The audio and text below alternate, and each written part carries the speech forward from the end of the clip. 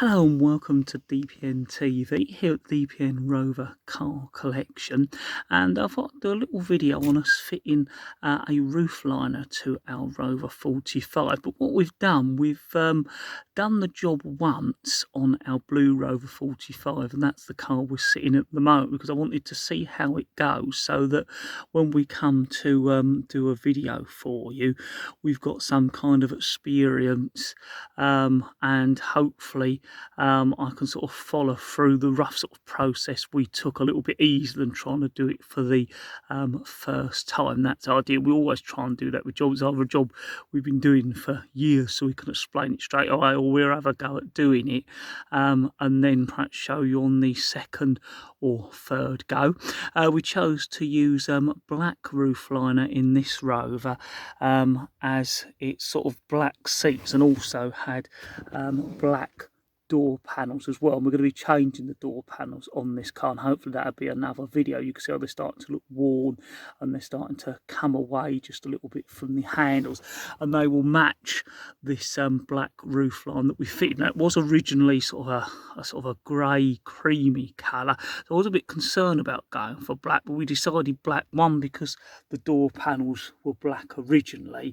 There's quite a lot of black trim, and also black might be slightly less likely to mark in the future in this car, as well as this tends to be a more sort of practical everyday use car. But what we've done, we've not actually bought a roof liner material. I did order some sort of little test bits and I wasn't that keen on them, and they still seem to have foam in them. Now what we think fails is not really the glue, but the foam breaks away, because when you come to scrape the foam off that you'll see us doing later on off the roof liner, the glue is still very, very tacky, so it's really more the foam. So we have gone for this sort of four-way, what they call stretched carpet, because that doesn't have a foam backing, and it also is very scratchy. So I think, or we now know, it fits into all the little awkward bits, like the roof liner here. You can really push it into those bits and it scratches in very, very nicely. So yeah, the four-way stretch carpet seems to work well. The only thing I would say is that probably four-way stretch carpet is the wrong name, because it's not really a carpet, or what I think of a carpet. It is very much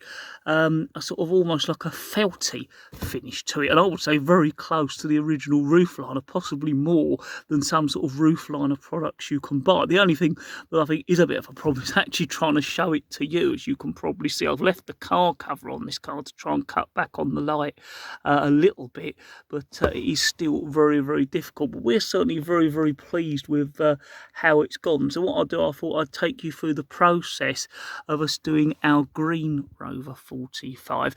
We have picked a cream coloured, or a sort of a beigey coloured roof line, or this four-way stretch carpet for that one. That's because it's got light seats and the door cards are light as well, and we want to redo the door cards on that. But I thought it'd be quite nice to just show you in a car that we've finished first of all, before we start. As I say, it's just a bit difficult because the camera don't really want to focus, and to be honest, even in the pictures that the company that sell this show you, it doesn't quite look as good as how it actually is. And basically we went on to eBay. All you need to do is search four-way stretch carpet, but I was ready to be very sort of fluffy and bobbly, or almost like a sort of a corduroy finish, like you'd get in some sort of minibuses, that kind of carpet that they put on the sides. But it isn't. This is a much nicer product, and as I said, it's like a really sort of felty, neat finish. So we're very, very pleased with it as well.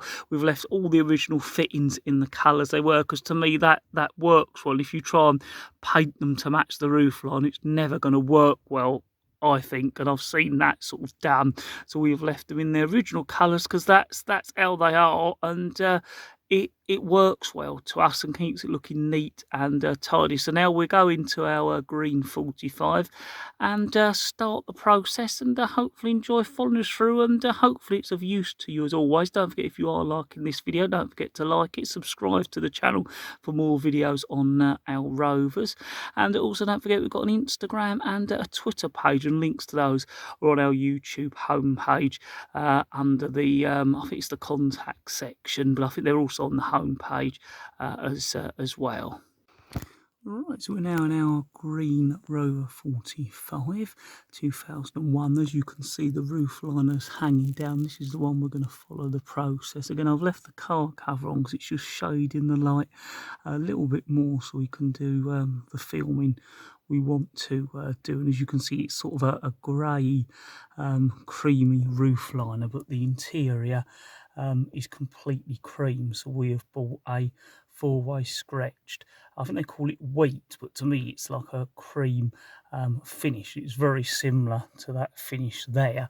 So the roof will then match, hopefully, the seats and the door panels. And the door panels, once again, we're going to be changing because, as you can see, they're coming away from the door handles, and they're starting to come away from the sides as well.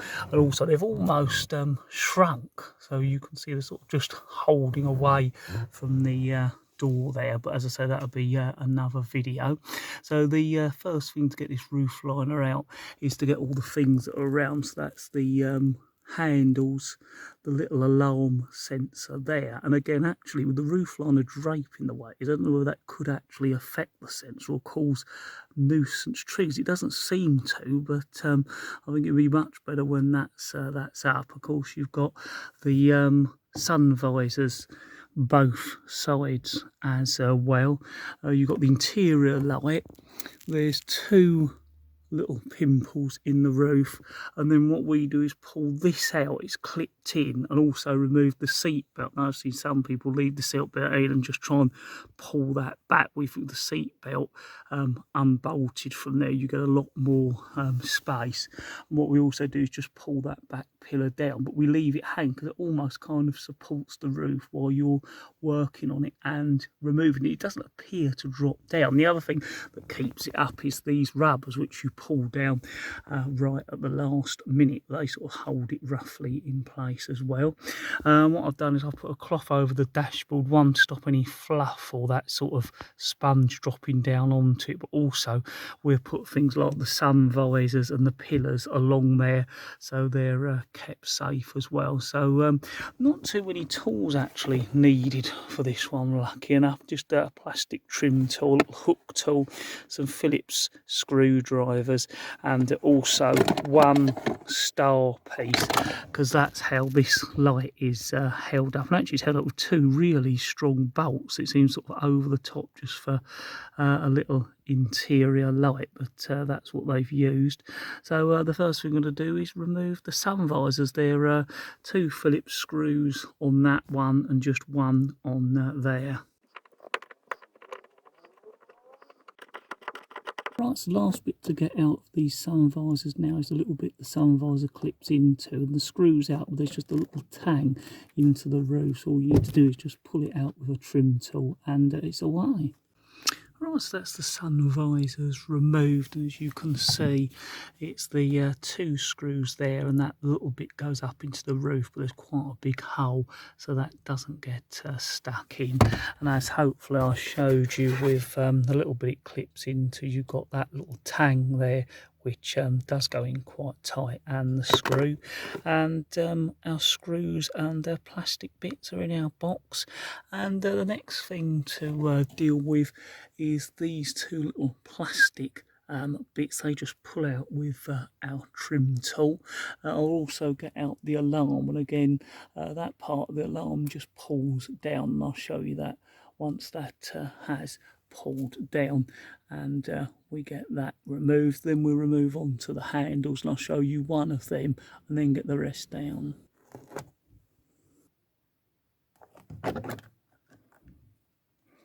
And once that's out, you can see there's two little metal tangs that clip up into this little metal surround that's in the roof liner, and then it's just one plug to pull out, and it just literally slides out, and you can't get it wrong because there's these two lines that aren't on the other side, so you don't even need to worry about the plug being put in wrongly. And that is your little sort of sensor for the alarm system. There you can see, I think it's about 4 pins there, and those two little lines, you can't get it wrong, and you can see there clearly more the little metal tangs that just hold that up. And once again, we'll put it in our little box for everything that comes off the driver's side. Right, so the next thing to do is to remove the grab handles. These are a flex ones. You can see it actually pulls down. I'll show you there's like a sliding mechanism in there, so it's important you keep that all together. But to get access to the screws, these just literally pull away like that, and this one pulls away like that, and you can see there are two Phillips screws, and hopefully you can now see there's almost like a little bit of cord in there, or perspex probably, and that lets the door handle slide in and out when you move it. So when we unscrew them, it's important to keep them all together. So I'm going to get all the three sort of grab handles, door handles down next. Right, so what I've found with these door handles is sometimes it leaves a little bit of the plastic behind, so it's worth getting your trim tool in and just levering it away so that it all comes away together and it doesn't leave anything there. Then keep that held together with the screwing, and the screw will normally screw in and hold it all together from there. So hopefully I can show you a little bit better now. This little back bit of plastic often gets stuck in with that tang. When you unscrew it, the screw comes off and it all separates. So if you can hold it together, lever it out like hopefully you see, and then what I'll do is screw that screw back into this back bit of plastic so it's now all held together and it won't get lost. And then again I can put it in our box and keep it safe, knowing the screws are not going to get lost, and nor are the separate bit of back plastic and also that white piece of plastic which allows it to slide when you're using it. Right, so that's all the grab handles removed by the doors, and also those little plastic clips as well. So the next thing we're going to get on with doing is removing the interior light. The first thing to do is to get this little plastic lens off, and again it's with the trim tool really, and a case of getting in there and just gently levering away either here or in there. So we're going to get on with that right now. Right, so that's the little plastic bezel removed from the interior light, and if you can see just up there and there's two like little star bolts. The little star screwdriver we've got, they're pretty tight in this one. They were quite tight in the blue one, so I should have thought ahead and brought myself a little ratchet with the star ending, so I have to go off and get that. So before I do that, what we do is remove the door pillars down. Well, these actually, well, door pillars and window screen pillars, it's sort of this protector here. More or less you can normally do it with your hand and get it in and pull it away. They are more or less just little plastic clips, and if you ease your hand down like I'm doing, and you can gently sort of feel your way down, and that should come right away. And what we do is put that up there on the dashboard. You can see it's got these little metal tangs, and they more or less clip into the door pillar. Hopefully if we can get a bit better view of that door pillar. As I said, the light is quite a problem doing this roof liner job, but yeah, there's little holes in the metal pillar that basically those metal tangs go into. So what we're going to do is get the one on that side away now, and as I said, it's just a process of steadily going through all the bits, getting them down so that roof liner can come out nice and easily. There's nothing up here that holds it down, so the only thing that's really holding the middle down now is this interior light. So we've got the door pillars removed both sides now, so we can get back on with removing the two bolts from our interior light fitting. And what I've been and got is a ratchet and the sort of star, as we call it, end, so we can get that down. So you may find they are quite tight, and a sort of a screwdriver type. It's just not going to be enough to initially break that sort of seal to get it out, especially if they've never been down, which I'll imagine is probably likely on both of the cars we're doing. I shouldn't think the interior lights have been down at all. I shouldn't think. Right, so what I've done there is just put those two little sort of screw bolts back in position, because that's in the middle of the car, so it neither kind of comes under either of our boxes, but also the sort of thing that you can put in here, and the best way to make sure you don't lose screws sometimes is to put them back in the places they went. There's the connection. It's just two wires for the interior light, and it's one of those ones where you just push the little piece there and pull it out, and there is the back of the interior light there. So you can see you've got the two holes where the screws come through.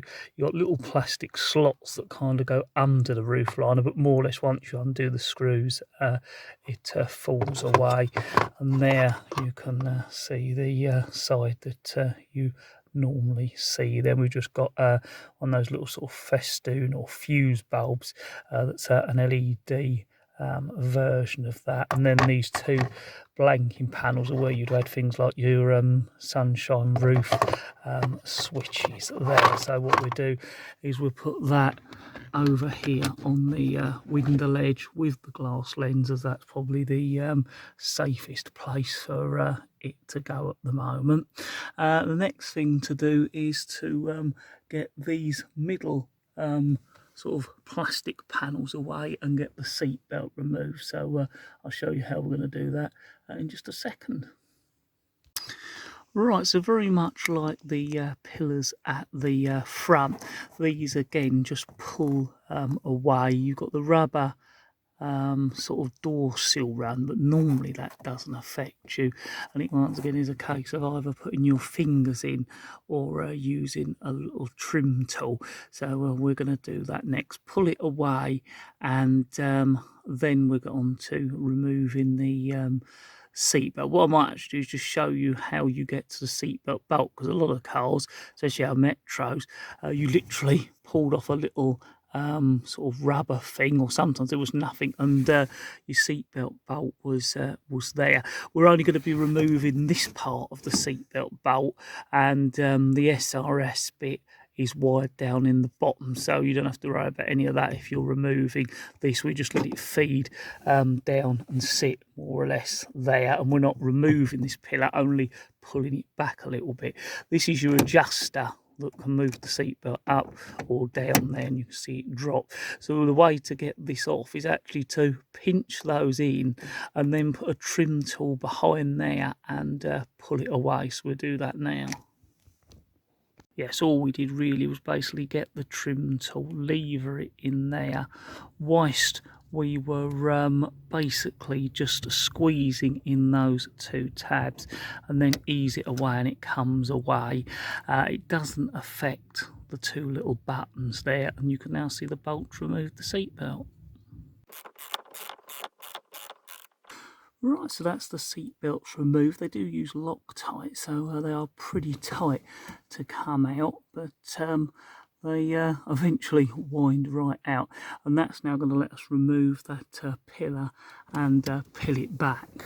Right, so what I've done now is remove the door rubber, as that kind of shields you from getting in. As I said, it's a case of pulling it from here and here, and you just hear the clips come away, and that's really away enough for you to get the roof liner away, but also this will allow some support for the roof liner as you're pulling it out.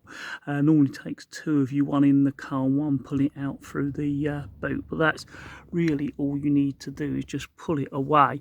But by removing the seatbelt, you can pull it right out. Hopefully you can see, which if you had that seatbelt you just wouldn't be able to do, and you just wouldn't get the sort of room I think you need, so that you don't damage the new roof liner as you're putting it in. Right, so the last thing is to remove the back pillars. Not remove them, but just pull them down a bit like the side pillars. And as you can see, we've already done that one there. If hopefully it focuses, yeah, there it goes. We've removed the rubber seal just a little bit there by the side of the door, and then again got your hands in the top and just gently pull it out, and it's those same metal clips. So we're going to get on and do that one now. And again, you see we've got some blankets over the parcel shelf just to protect it, and if any foam falls down, it's less likely to stick to that as well. What we might do is put some covers then on the seats just before we pull it away, to minimise any dropping foam or the seats getting dirty as well, because these are light seats in this car. So I'm going to get on and get that pillar down. Right, so we've now removed everything that needs to be removed from the roof liner, from the interior light to the sun visors to those side pillars. We've removed the grab handles, the little alarm sensor, the seat belt bracket, which has allowed us to remove the pillars down on both sides. And last of all, we've loosened those pillars. Now we may put a little block of wood behind them just to wedge them out a little bit more when we're removing the roof, but they're removed enough. The only last thing to do is on the back of the roof, there's like a rubber seal to remove, and more or less when you open the boot, you pull the boot seal away at the top and then just pull out that little grey rubber seal. I'll show you that when we're doing it. And that's the last thing. What you may notice is we've left the rubber door seals in, because what they're doing essentially, if I try and show you, they're just holding the roof up. So the idea is why we've been taking all the bits down, the roof hasn't suddenly dropped, it's more or less just sitting on those rubber door seals. And again, we'll just pull them down just before we remove the roof, so it just drops down a little bit, but it's let it stay up while we remove everything else. So we're now at the stage of pulling those door seals down, removing that little seal and pulling out the rubber boot seal, and then we'll slowly remove it out through the back door. So the little last one I forgot, that's still also helping keep the roof held on, are the two little studs there. So that's one removed. That really all it needs is a trim tool remover, and then just a little pull out.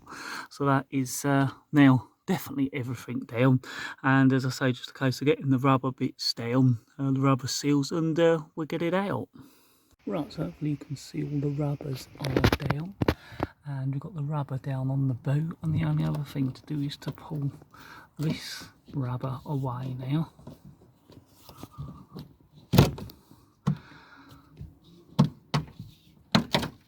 That just gently comes away, and the roof is completely released and ready to remove.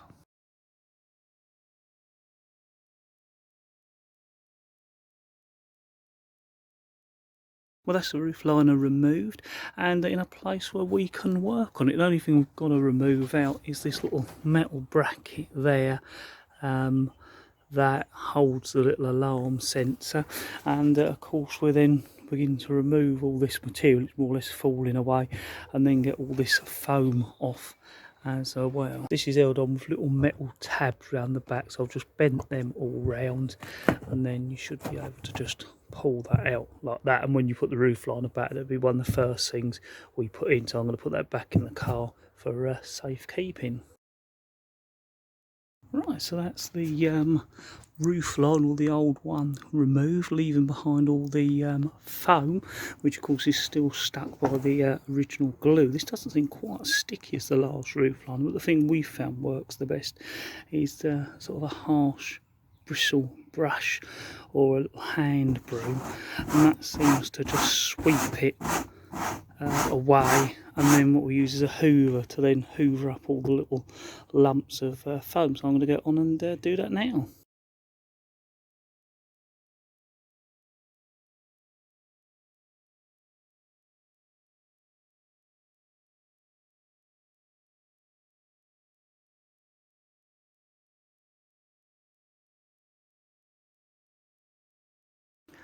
Right, so that's all the leftover foam brushed away, and you see it's just left it into like little sort of foamy, gooey sort of balls, which we'll then hoover up. The sort of kind of fiberglass material is quite actually fragile. It's not overly strong. That's one of the things when you glue the new material to it, it does help strengthen it up. I mean, it's not bad, but I think you've got to be careful with when you're manoeuvring around, because you could very easily break it. But yeah, we're going to get on and hoover all that off now. It's the best thing to do with it. Right, so that's all the foam now hoovered off, and about as good as you're going to get it. It will still feel, yeah, slightly tacky, but most of the glue's gone. Actually, this feels slightly less tacky than the other one that we did. So now we're ready to start fitting the fabric, and I'll show you all about the glue we're using and a better look at the fabric or four-way stretch carpet that we're using. Right, so I've rolled out the roof liner, the four-way stretch carpet out over the roof, and as you can see there's plenty of access left on the roll, and that's how we bought it, 2 metres by 3 metres, which should well be enough to do one roof and the 4 door panels. Actually there's more there than I would have thought you were going to get for 2 metres by 3 metres. That just shows it's quite a fair old size, and the roof liner is not massive once it comes out. We've got a good pair of scissors. I think that's definitely important, because what we're going to do is cut it along there and leave plenty of overlap. As you can see, here's plenty of overlap, because it's better to have a little bit of overlap wasted than find you've got too small a bit of fabric and waste all of it.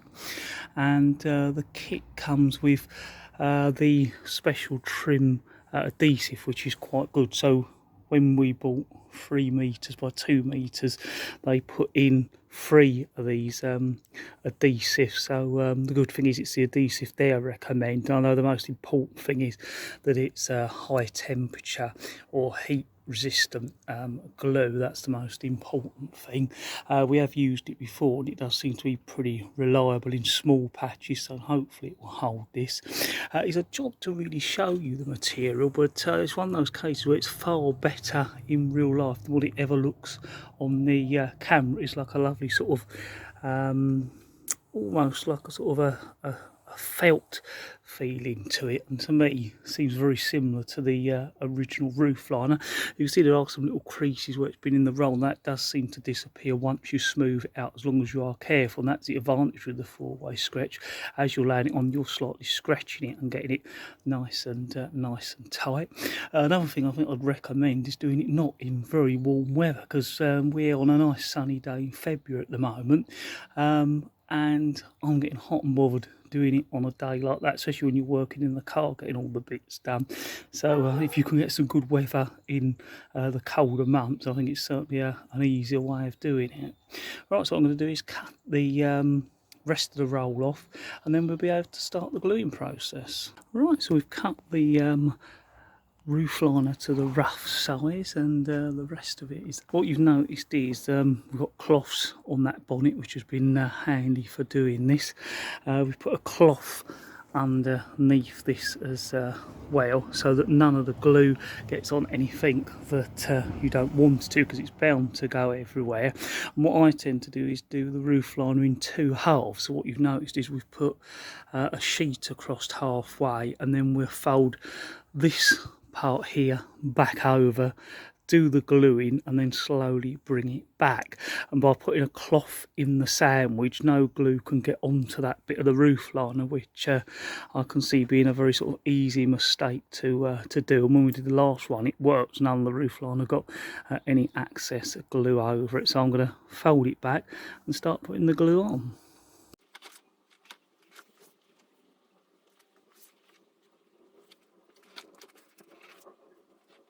Right, so hopefully now you can see I've folded half the roof liner back out the way, so you can see the original under fiberglass frame and the rough side of the material. I glue both sides, that's the material and the fiberglass part of the roof liner.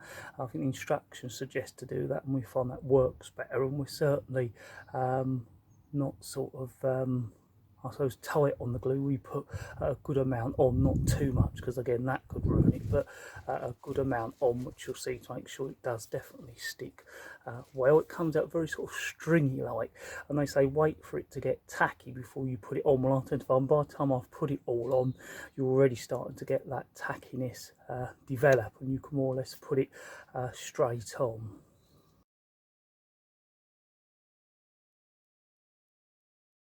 Right, so hopefully you can see there I've gone over it a couple of times with the glue on the fabric and on the fiberglass roof liner. Now it'll be a case of just pulling it back and sort of feeling the fabric in. What I tend to do is just peel it back, and you'll see, and use my hands. I found that any sort of tools just don't work as well as feeling it in with your hands. And what I will do is wear a pair of gloves, so that hopefully you don't dirty any of the material.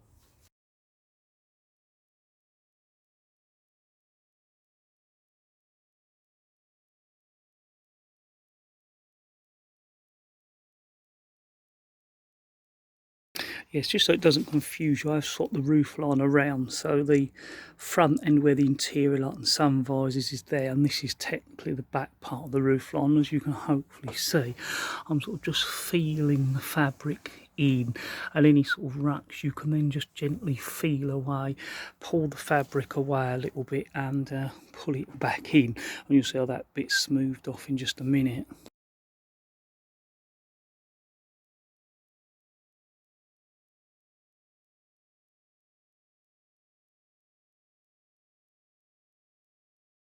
Hopefully you can see more or less any of those crinkles and ripples are more or less out, and this is all smoothed in nice. It is just a case of just feeling any bubbles and crinkles out, and then we've just got all the access, which will be a case of cutting once we've finished doing this. What we normally do is wait a day or so just to let this stick before I come back and trim it all, and we keep it inside in a warm space, maybe a little bit over the top, but it just definitely makes sure that there's stuck. So now we're going to bring that cloth over and do the other side.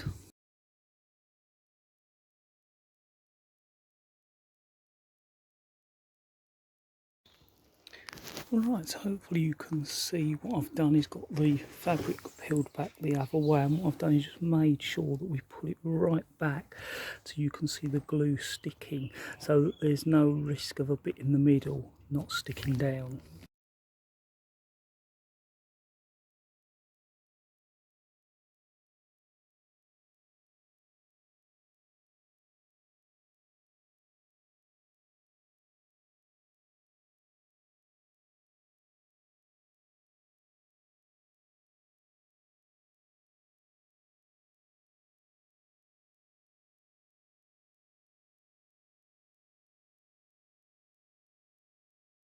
Right, so that's our roof liner on in its basic form.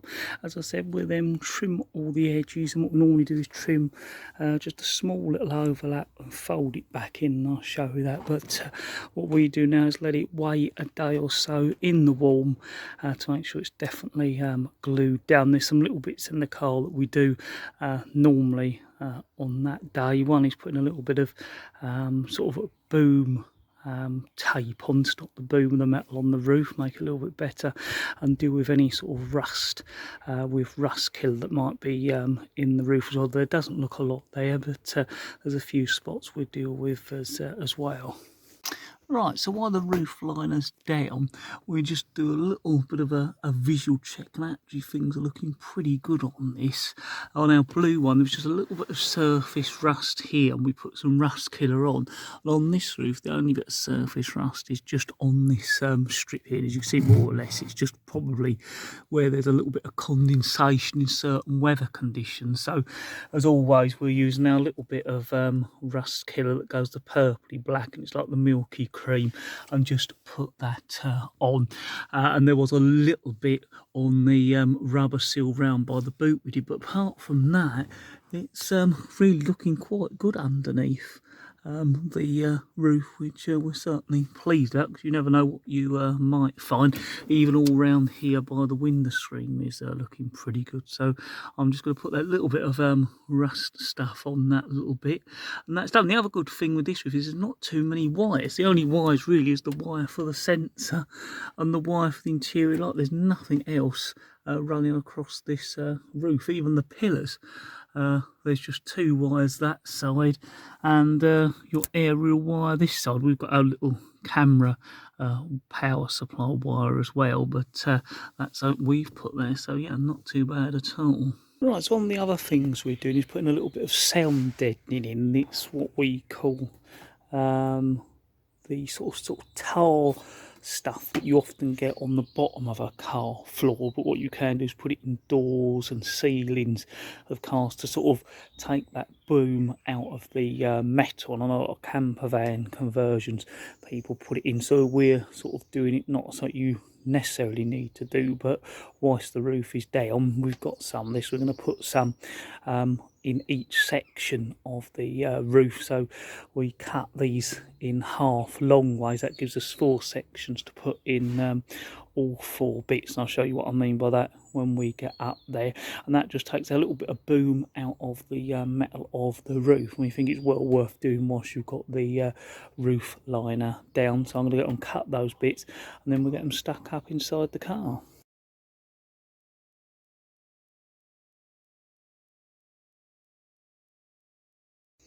Right, so that's them cut. They seem to cut fairly easy with a good sharp knife.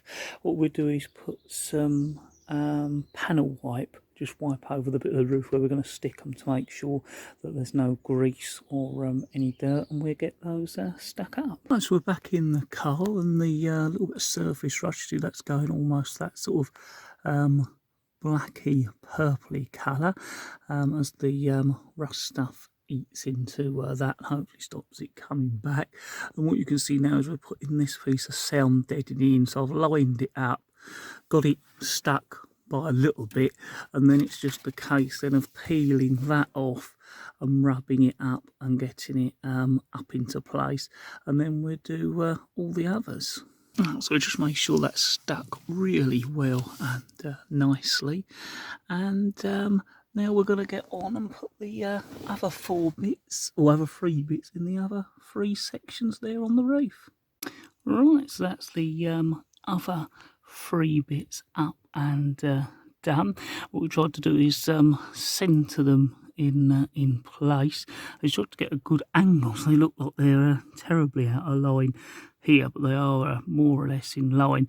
And the back one is a bigger void, so it has to go sort of down a little bit further as well. But yeah, they're all done now, so now we can get back on with getting the roof liner ready to go back up. So we'll get back on with that. Right, so we've got the roof liner back out, and we're ready now to trim off the access and then put a little bit of glue around and just fold it over to make sure that it can't sort of shrink or show any of the original line. We found that worked well on the other car we did. It was a bit road, but it could thicken it out by folding it over here, but it doesn't affect it at all. It gives quite a nice finish when it's all back in and lets it sandwich up nicely. We use those good scissors again to trim it round. It's had around about 24 hours to dry, which is probably more than is needed, but we like to give it a good chance. I think with other roof liner we actually left it another day, which was really over the top, but this one we got a nice day again today. It's had 24 hours, it's more than dry, so we're ready to start trimming it round now.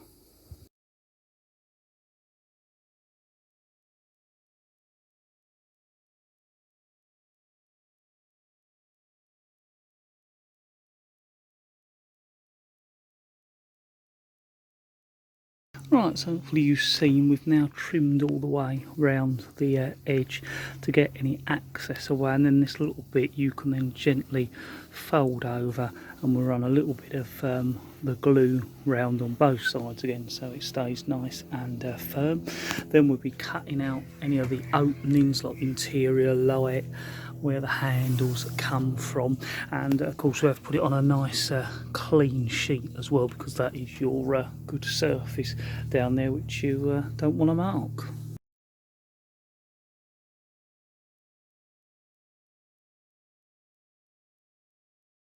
Right, so that's all the glue on. Now all I've got to do is fold it all over.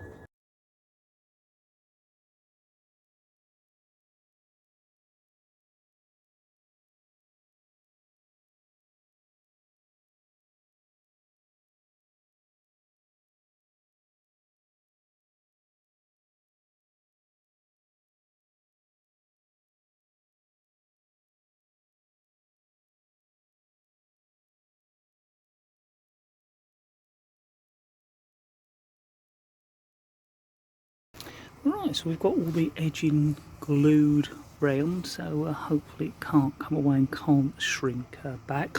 All we've got now are these little bits here, and basically what I do with those is just literally, now they're glued together, is just trim them across like that, and then just push it down, and that's a nice neat seam, and it's nicely stuck down. And what I'll do is just go round it all just to make sure it's all completely stuck down. After I've done that, so I'm going to go around and do all those little corners and get it nice and neat. Right, so that's all those little corners cut off.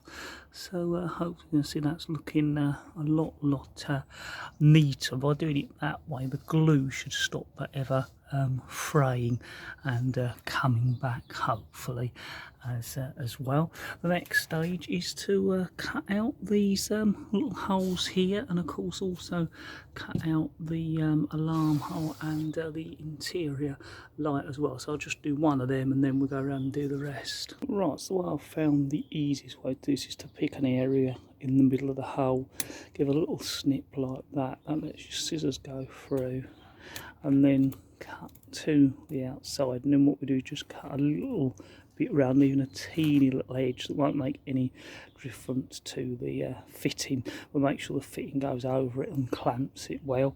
For little holes like this, we use a little teeny pick tool to just poke a hole through, and that seems to work enough. So I'm going to get on and do all that right now. Right, so that's all those little fitting holes for the handles, the sun visors, the skylight, and the alarm hole fitted.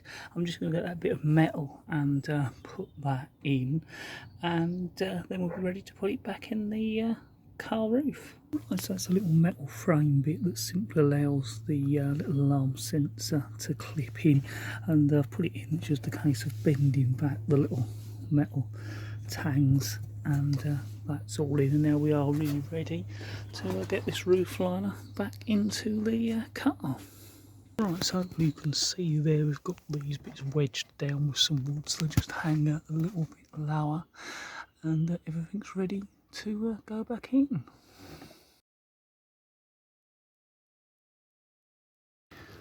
Right, so that's the roof in its basic form, just sitting there on the pillars. Now we'll slowly start putting the fixings back and we'll get it held up.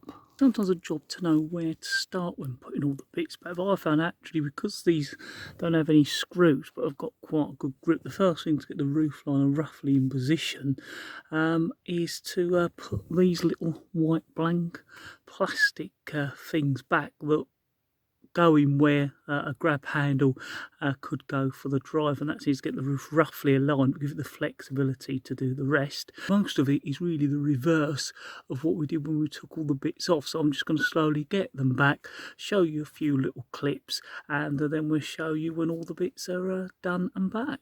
Right, so that's those two bits back. What I've also done is just pulled the rubber roof line down and got it back over, and that's now holding everything nice and stable. So it's now a case of getting on with everything else.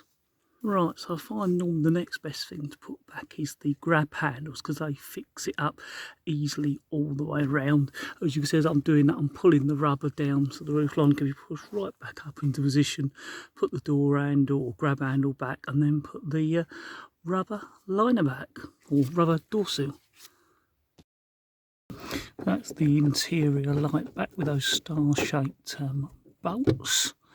And if we come over here, what I've done is plugged the little alarm sensor in, and that should just literally push up into place.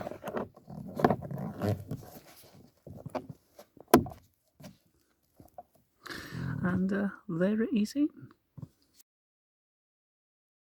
Right, so the door pillars next. Again, I've just pulled the rubber seal down a little bit, and then it's just a case of lining up the little metal clips along the back to the holes, and just simply tapping it in.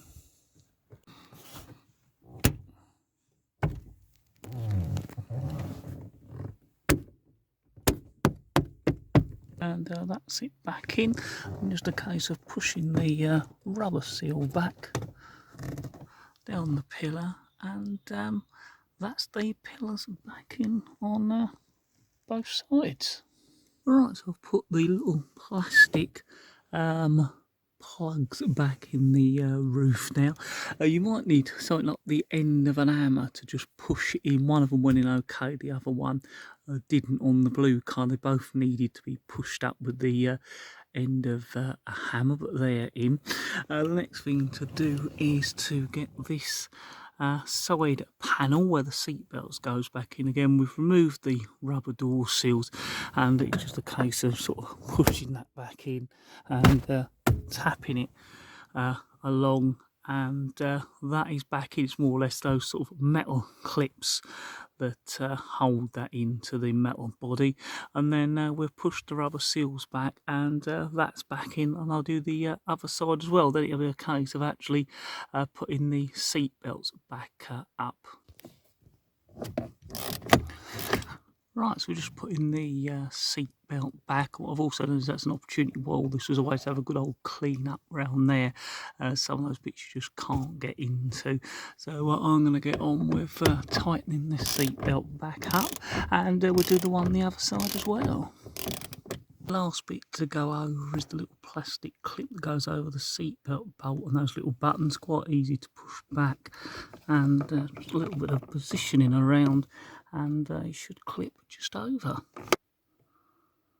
And that's it, clipped back over and working nicely. And the last finishing touch are these little plastic caps that just go over the grab handles there, and that is more or less all the interior trim bits are done now. The last bit to really do is that little bit of rubber at the back.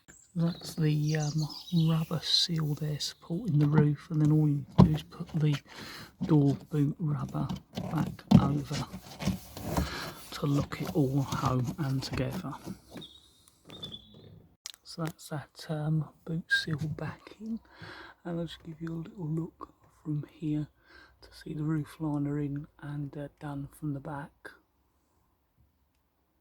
Right, so that is the roof liner done. Hopefully, as always, our videos have been of use to you and a sort of a good visual reference if you are looking to take on a similar job. It's been a little bit difficult to film, as I say, because of the lighting. There's so much bright light coming through the windows onto a much darker roof surface, but hopefully the car cover has cut that down a little bit, and it does seem to have captured most of it. As always, thank you very much for watching this video on us fitting a new roof liner.